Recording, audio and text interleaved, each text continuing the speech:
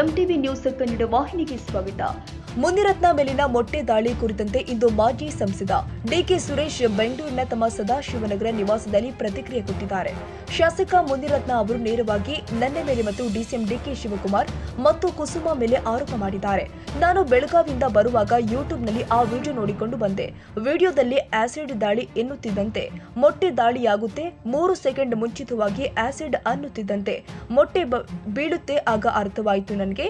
ಮುನಿರತ್ನ ಕನ್ನಡ ಚಿತ್ರರಂಗದ ಅಧ್ಯಕ್ಷರಾಗಿ ಸೇವೆ ಸಲ್ಲಿಸಿದ್ರು, ಅಲ್ಲದೆ ನಿರ್ಮಾಪಕರಾಗಿ ಕೆಲಸ ಮಾಡಿದ್ರು. ಅವಾಗವಾಗ ಸ್ಕ್ರಿಪ್ಟ್ ಕೂಡ ಬರೀತೀನಿ ಅಂತ ನನ್ನ ಬಳಿ ಹೇಳಿದ್ರು. ಕತೆ ತಿರುಚುತ್ತೀನಿ ಅಂತ ಕುರುಕ್ಷೇತ್ರ ಸಿನಿಮಾದಲ್ಲಿ ತಿರುಚಿದ್ದಾರೆ. ಕನ್ನಡ ಚಿತ್ರರಂಗದಲ್ಲಿ ಇತ್ತೀಚೆಗೆ ಸಿನಿಮಾ ಕಡಿಮೆ ಆಗಿತ್ತು, ಒಳ್ಳೆಯ ಸಿನಿಮಾ ಇಲ್ಲ ಅಂತ ನಾನು ಯಾಕೆ ನಟನೆ ಮಾಡಬಾರದು ಎಂದು ಒಳ್ಳೆಯ ಡ್ರಾಮಾ ಮಾಡಿ ಸ್ಕ್ರಿಪ್ಟ್ ನಿಮ್ಮ ಕೈಗೆ ಕೊಟ್ಟಿದ್ದಾರೆ. ಅದನ್ನ ನೀವು ಚೆನ್ನಾಗಿ ತೋರಿಸಿದ್ದೀರಾ ಅಂತ ವ್ಯಂಗ್ಯವಾಡಿದ್ರು.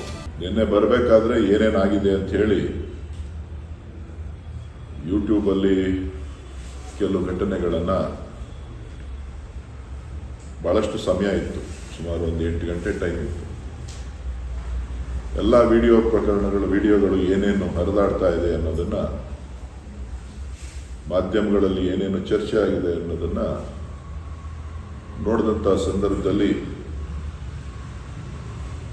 ಮಾನ್ಯ ಶಾಸಕರು ನೇರವಾಗಿ ಡಿ ಕೆ ಶಿವಕುಮಾರ್ ಅವ್ರ ಮೇಲೆ ಮತ್ತು ನನ್ನ ಮೇಲೆ ಮತ್ತು ನಮ್ಮ ಪಕ್ಷದ ಕಾಂಗ್ರೆಸ್ ಪಕ್ಷದ ಪರಾಜಿತ ಅಭ್ಯರ್ಥಿ ಕುಸುಮಾ ಅವ್ರ ಮೇಲೆ, ಅವ್ರ ತಂದೆ ಮೇಲೆ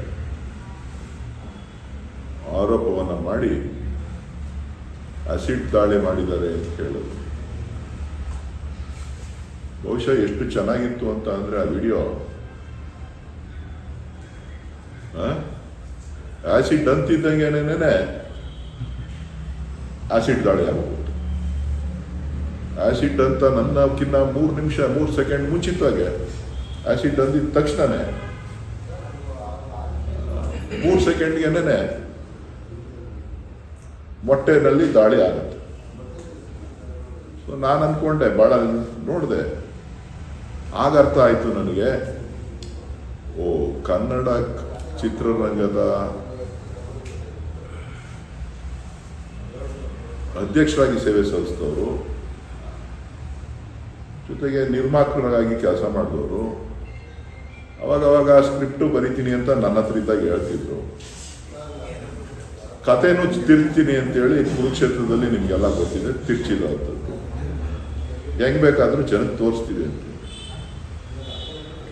ಕನ್ನಡ ಚಿತ್ರರಂಗದಲ್ಲಿ ಇತ್ತೀಚೆಗೆ ಸಿನಿಮಾಗಳು ಕಡಿಮೆ ಆಗಿಬಿಟ್ಟಿದೆ, ಒಳ್ಳೆ ಸಿನಿಮಾಗಳಿಲ್ಲ ಅಂಥೇಳಿ ನಾನೇ ಯಾಕೆ ನಟನೆ ಮಾಡಬಾರ್ದು ಅಂಥೇಳಿ ಒಳ್ಳೆ ಡ್ರಾಮಾನ ಸ್ಕ್ರಿಪ್ಟ್ ಮಾಡಿ ನಿಮ್ಮ ಕೈಗೆ ಕೊಟ್ಟಿದ್ದಾರೆ. ಪಾಪ ನೀವು ಕೂಡ ಏನೂ ಇಲ್ಲ ಅಂಥೇಳಿ ಭಾಳ ಚೆನ್ನಾಗಿ ಬಿತ್ತರಿಸಿದ್ದೀರಿ. ಸೊ ಅವ್ರಿಗೆ ಅಭಿನಂದನೆಗಳು, ತೋರಿಸಿದಂಥ ನಿಮಗೂ ಕೂಡ ಅಭಿನಂದನೆಗಳು.